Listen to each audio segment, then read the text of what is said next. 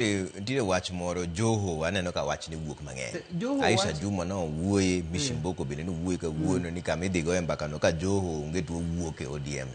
Useyiero joma dhi loso to kosa ang'o miyo kuro nitie koko moro yo nam chumbi koni. Samoro nitie jomioro mondo odir kidi e niang' mondo ne le mawuok e iye. Aisha Jumwa nowe ODM maloyo higni 10 mokalo.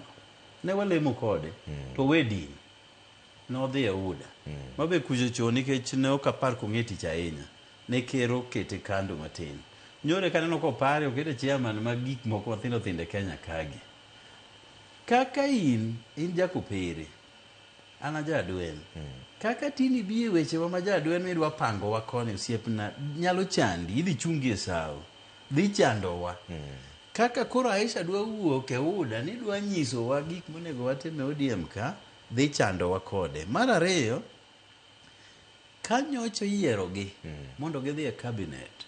Chik Kenya wacho ni ng'ata miyiero dhi e cabinet must be apolitical.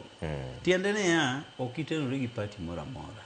Nyochuno gi Honorable Mbadi, Honorable Wandai, Honorable Beatrice School, Honorable Joho, Honorable Paranya mondo gendeknwa barua kaka chama ni waweyo offices wa kendo waweyo bedo members mag ODM. Nyo gendeko barua. Sami chuno wanea ni Joho nyaka bed party leader mar ODM.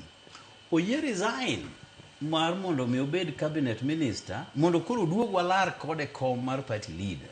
To nikech party leader bende waonge vacancy. Oburu nose puodhe gi National Executive Committee. Oburu puodhe gi Management Committee maro party. Oburu ni nyo se puodhe nyaka gi National Governing Council. Manyocha watimo Mombasa cha. Kane wadhi ODM at 20. Omiyo se puodhe gi processes gi te. At what point makori kelo Joho e dierwa ka mabende cabinet minister. Mano se resign nikech no dhi kao slot mare mar bedo minister. Koro gin samoro weche moko midwa chap godo wiwa makapok iduoko te kuongi nono ng'amori. Nikech Aisha ok walem go koro ok dang' obokre nodwa pango. Nyochiko wach mogik